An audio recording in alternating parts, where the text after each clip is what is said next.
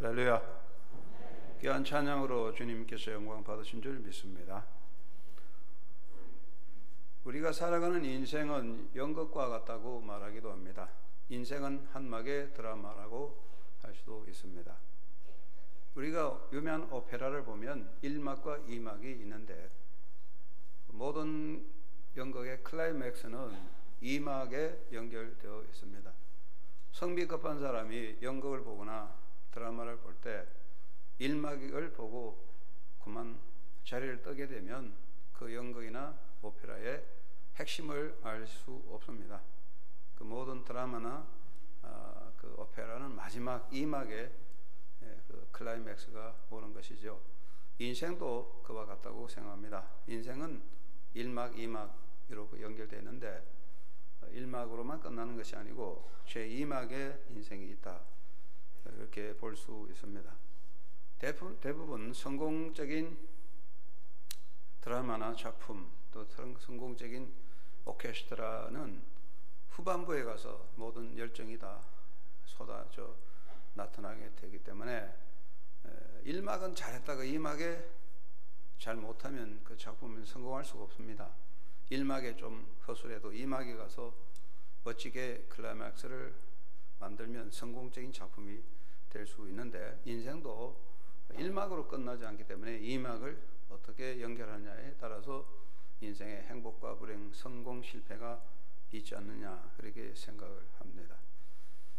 인간의 삶은 2막의 인생이 있다고 합니다. 우리가 뇌에는 잠재적인 부분이 있대요. 인간의 뇌에 대한 어떤 영역은 우리가 다 알 수 없지만, 우리가 인간의 뇌에는 굉장히 많은 용량이 있는데 그걸 다 쓰지 못하고 죽지만, 그 뇌 속에는 우리가 알지 못하는 다른 요소가 있습니다. 예를 들어서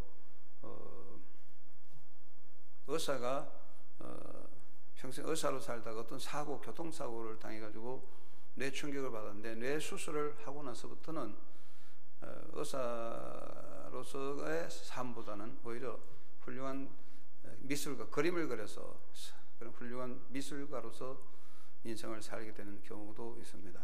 또 어떤 사람은 평소에 굉장히 무신론적이고 냉담한 사람이었는데 어떤 사고를 통해서 큰 사고를 당해서 수술을 하고 나서 영적인 사람이 되어가지고 영적인 지도자가 되는 경우도 있습니다.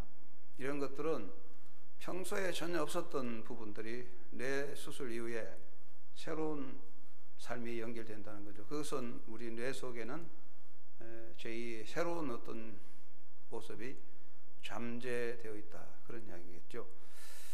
그래서 우리는 지금 눈에 보이는 것만이 다가 아니고 눈에 보이지 않는 어떤 새로운 잠재력들이 있습니다. 그것을 잘 개발해야 될 것입니다. 또 인생에는 삶의 전환점이 있습니다.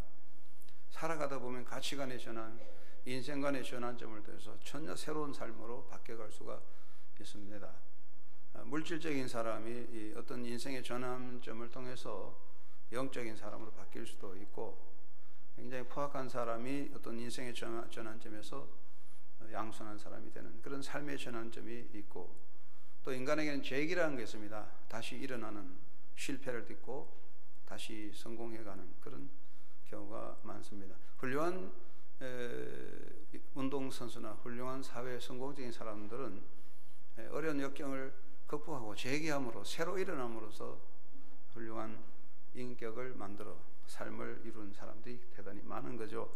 그것은 바로 인생에는 제2막이 있다는 이야기입니다. 결국 우리 인간은 현재보다도 또 앞으로 남은 것이 중요한데, 하나님께서도 우리에게 새로운 삶을 약속했어요. 하나님께서는 이 세상이, 눈에 보이는 세상을 넘어서서 열려있는 영원한 하나님의 나라, 이것은 완성된 제2막의 인생이 있다는 거죠. 성경적으로 보면 우리가 눈에 보이는 이 세상은 한순간에 지나가는 1막이고 1막 이후에 위대한 하나님의 나라가 열려지는 거죠. 그리고 예수 그리스도를 믿음으로써 우리는 새로운 존재가 되는 것입니다. 이 거듭난다는 게 무엇입니까? 새 사람 되는 거 아닙니까? 그래서 우리는 새로운 피조물이 되잖아요. 이것은 새로운 인생이죠.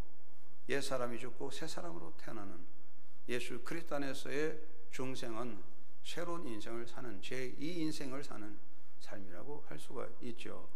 그리고 우리는 영원하고 완전한 삶으로 살아가게 되죠.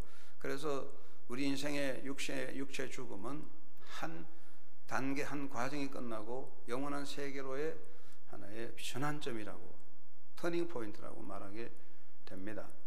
그래서 사도 바울은 내가 이 땅에 사는 것이 좋지만 내가 죽음으로 그리스도와 함께 사는 것이 더 행복하다고 말할 수 있었던 것은 그에게 주어진 영원한 세계에 대한 삶을 꿈꾸고 있었기 때문에 그렇습니다.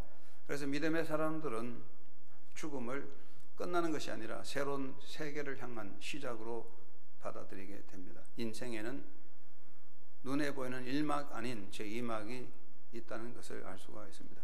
성경에 보면은 인간의 삶을 새로운 역사, 제2막으로 살아온 사람들이 굉장히 많습니다. 우리가 아브라함의 삶을 보더라도 아브라함은 육신적인 삶을 살았는데 하나님께서 하란에서 불러내셔서 하나님의 명을 받아 믿음으로 가나안 땅으로 가면서 믿음의 사람으로 바뀌잖아요. 하란에 살고 있던 아브라함은 인간 일반의 삶이었지만 하나님의 부름을 받고 가나안 땅에 들어감으로써 믿음의 조상이 되죠. 새로운 인생을 살게 된 거죠. 제2의 인생이 열린 것이죠. 요셉도 마찬가지입니다. 요셉은 부모 밑에서 사랑받고 살았지만 그 많은 고난과 시련을 겪으면서 새로운 인간으로 바뀌지 않습니까? 그래서 하나님의 뜻을 이루는 지도자로서 이스라엘 민족을 곤란과 환란에서 건져내는 지도자로 요셉은 애굽의 지도자가 되고 하나님의 도구가 됩니다. 이것도 제2의 인생이 열리게 되었어요. 극한적인 고난의 과정을 넘어서서 요셉은 새로운 삶을 열어가게 되었습니다. 이스라엘 민족도 똑같습니다. 그들은 바로의 밑에서 애굽에서 430년 동안 노예 생활을 했지만 하나님께서 모세를 통해 그들을 건져내면서 새로운 역사, 해방된 새로운 민족 역사를 이루게 되죠. 이 제2의 인생의 역사가 열리게 된 것을 볼 수가 있습니다. 사도 바울은 더더욱 그렇습니다. 사도 바울은 율법의 사람이었습니다. 그는 어려서부터 율법적으로 살았고 율법만이 그들의 인생의 꿈이었고 소망이었고 그것이 하나님 뜻으로 살았습니다.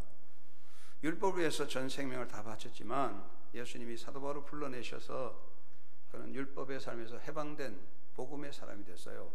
그래서 사도 바울은 예수 그리스도를 위해 사는 복음의 사람으로 새로운 삶을 살게 되었습니다.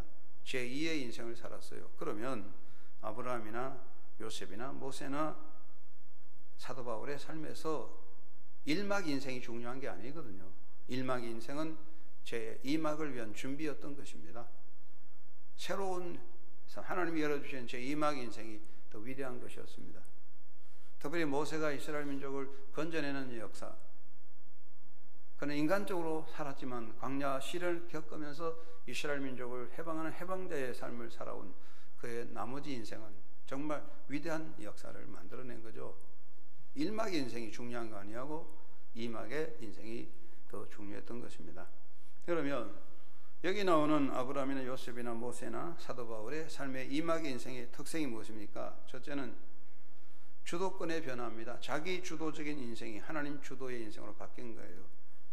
이들은 원래 자기가 자기 삶을 주도하는 자기 중심의 사람이었지만 하나님의 부름 받으면서 하나님의 손에 이끌려가는 하나님이 주도하는 삶으로 바꾸었어요. 주도권의 변화였습니다.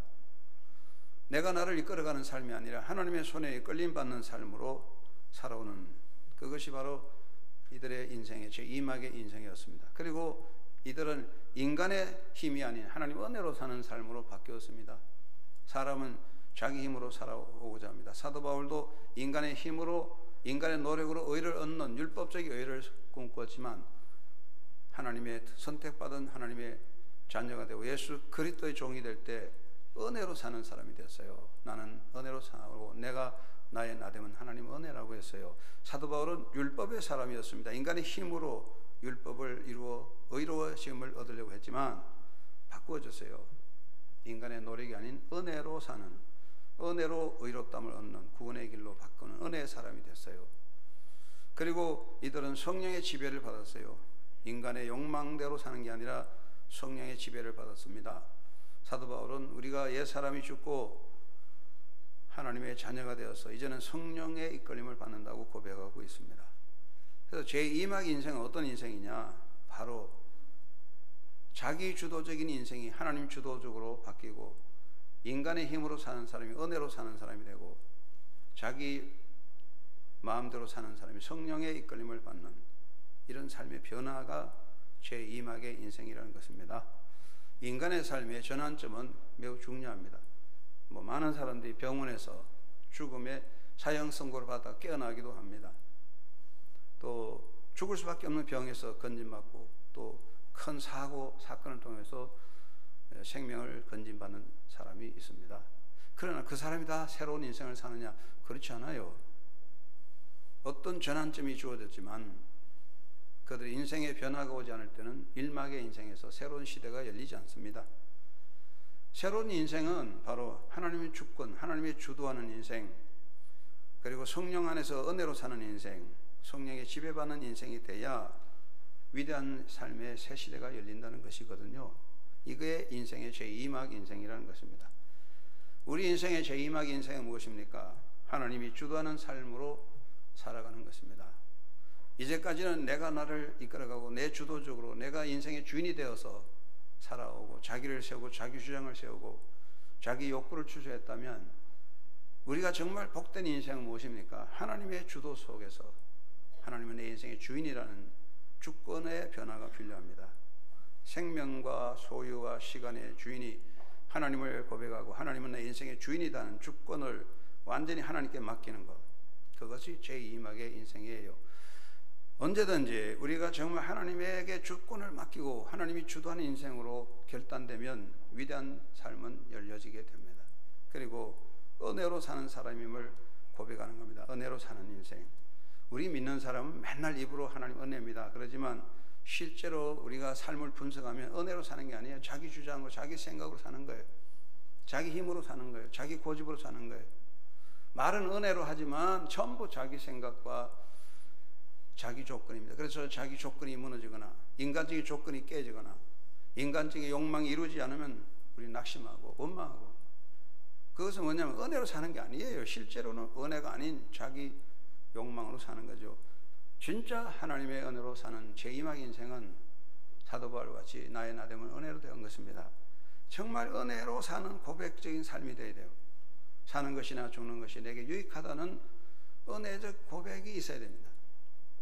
요셉에 있어서 인생의 변화는 무엇입니까? 요셉이 고백한 것이 무엇입니까? 하나님을 대신할 수 없다. 누구든지 하나님을 대신할 수 없다. 내가 하나님을 대신하겠느냐? 하나님의 주권적 앞에 복종하고 하나님의 은혜 앞에 무릎 꿇을 줄 알아야 위대한 삶의 역사가 열려옵니다. 그리고 성령의 지배하는 인생입니다. 성령의 다스림을 받는 인생이 되어야 합니다. 사람들은 성령 하지만 성령의 지배를 잘 안 받아요. 우리가 성령을 오해하는 경우가 많아요. 예수 믿는 사람도 우리 기독교인들이 다 많이 그렇지만 성령을 자기 필요할 때 끌어들이는 어떤 도움으로 생각합니다. 하나님, 내 힘이 약하니 성령이 내게 힘을 주시옵소서. 내가 병들었으니 성령이여 나를 치료하여 주시옵소서. 내 짐이 무거우니 성령이여 내 짐을 대신 들어주시옵소서. 이런 기도가 다 틀린 건 아닌데 옳습니다. 성령은 우리가 약할 때 강하게 해주고 힘을 강하게 해주고 병 약할 때 고쳐주시는 분 맞습니다. 그러나 본질적으로 보면 무엇입니까? 내가 필요할 때 성령의 도움을 끌어들이는 겁니다. 그것은 성령의 지배받는 게 아니에요.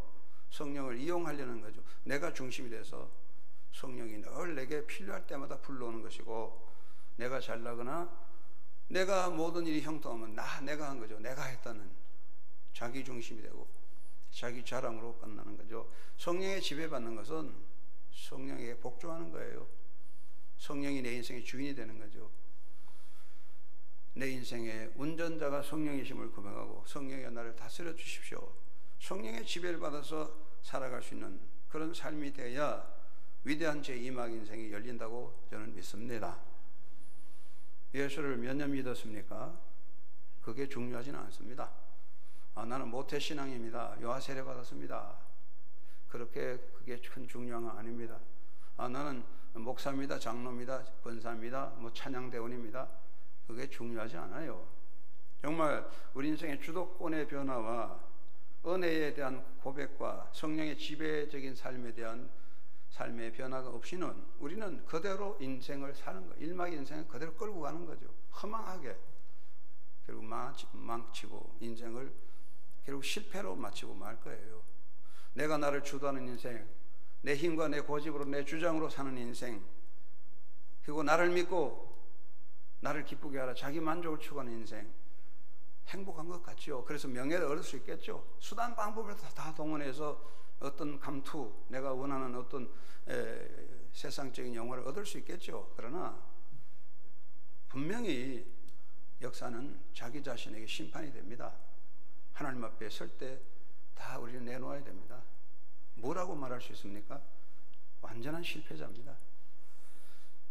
우리의 제2막 인생이 필요합니다. 오늘 은퇴하시는 장로님, 집사님, 권사님, 은퇴가 중요한 거 아니잖아요.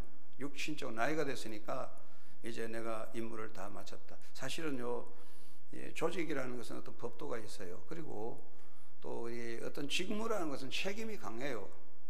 저도 목회자로 오늘까지 살아왔지만은 1976년에 신학교 졸업했으니까 40년 동안 목회자를 살 때 목회자의 책임의 짐이 얼마나 무거운지 몰라요. 은퇴가 필요합니다. 책임의 짐을 벗으면 참 가벼워집니다. 그렇다고 해서 우리 하나님의 자녀로서의 자리를 떠나는 건 아니거든요.